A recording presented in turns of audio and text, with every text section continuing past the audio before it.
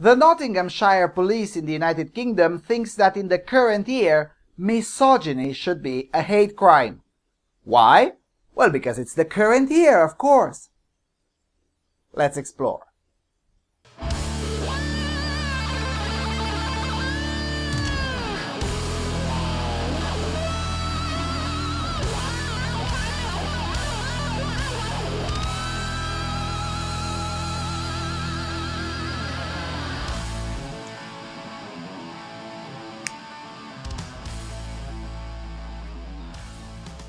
Hello everyone, and welcome to the Freedom Alternative.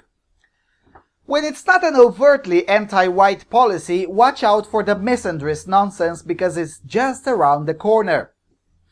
Harassment of women is to be recorded as a hate crime in a bid to tackle sexist abuse, says the British Brainwash Corporation. Nottinghamshire Police said it would expand its categories to include misogynistic incidents.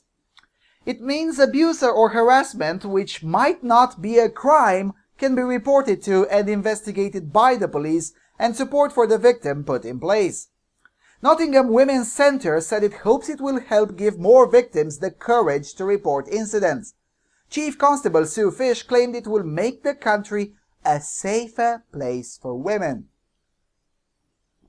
So basically, things that are not a crime and cannot thus be judged as a crime, since no court recognizes them as such, nor any parliament recognizes them as such, are still to be recorded as crimes ipso facto by zealous, feminazi indoctrinated police forces because that would make the country a safer place for women?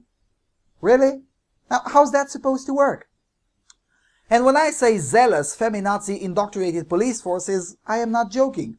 Here, let's read this portion. Quote, "The force defines misogyny hate crime as, quote, incidents against women that are motivated by an attitude of a man towards a woman and includes behavior targeted towards a woman by men simply because they are a woman," close quote.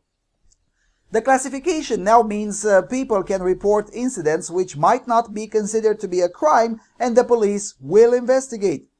Nottingham Women's Centre has been helping train call centre, force control staff and officers on the beat to recognize misogynistic hate crime and ways to tackle it. And who is this Nottingham Women's Centre? Well, it says on their website in the About Us section, quote, "The first women's centre in Nottingham was run by the Women's Liberation Group out of a small property in Pelham Street. After much campaigning, the City Council agreed to fund premises large enough to house all the services. In 1987, we moved to our present home on Chaucer Street. The centre was officially opened in 1987 by Joe Richardson MP. In other words, a radical Marxist feminist organization funded at least in part by taxpayers' money, most of them paid by men, is successfully lobbying an organization funded entirely by taxpayers' money, that would be the police, to systematically target the group of people that fund both of them, that would be men, at the whims of the group of people that doesn't have to sign up their life for protecting the nation and the group that pays the least amount of taxes possible and draws the highest amount of imaginable in benefits, that would be women. Now, isn't it great? I mean, can't you already feel the equality and the progress emanating from such a move? No? Yeah, me neither. Now, in addition to the blatant sexism of this move, which, let's face it, we've come to expect from hardline misandrist countries like Sweden and the United Kingdom, and Canada and France and a few others, something else is even more chilling about this move. Because you see, after all, it doesn't really matter right now if the police records records bogus nonsense as hate crimes, since, by their own admission, most of these aren't even crimes to begin with.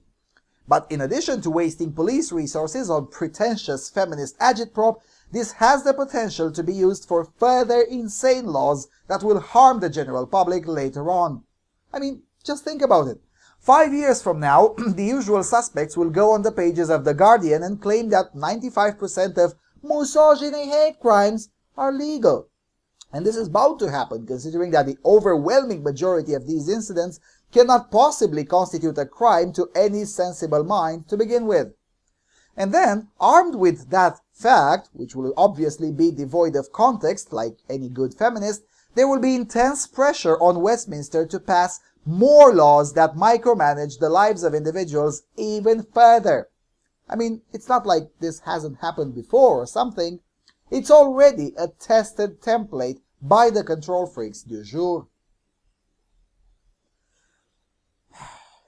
Oh, one more thing. One should notice the inherently misogynistic framing of this issue by the feminist ideologues themselves. You see, in the feminist mental disorder, women are children, actually toddlers to be more precise. For if they had believed that women are adults, they would have included women in the potential perpetrators of misogyny hate crime. But they didn't, because they believe women are so infantile as to be incapable of making conscious decisions on who to like and who to dislike. You know, my grandmother maintained until she died that misogynist men don't exist. Her rationale was that a male misogynist would have to hate women at least as much as women hate other women, and in her view, such a man could not possibly exist. I'm starting to think that she may indeed have had a point.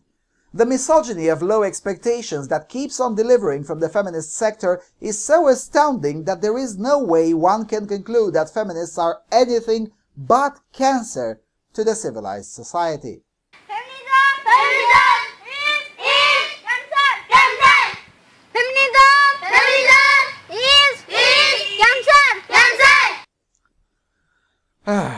Anyway, with all of that being said, thank you for watching, and I'll see you soon on Freedom Alternative.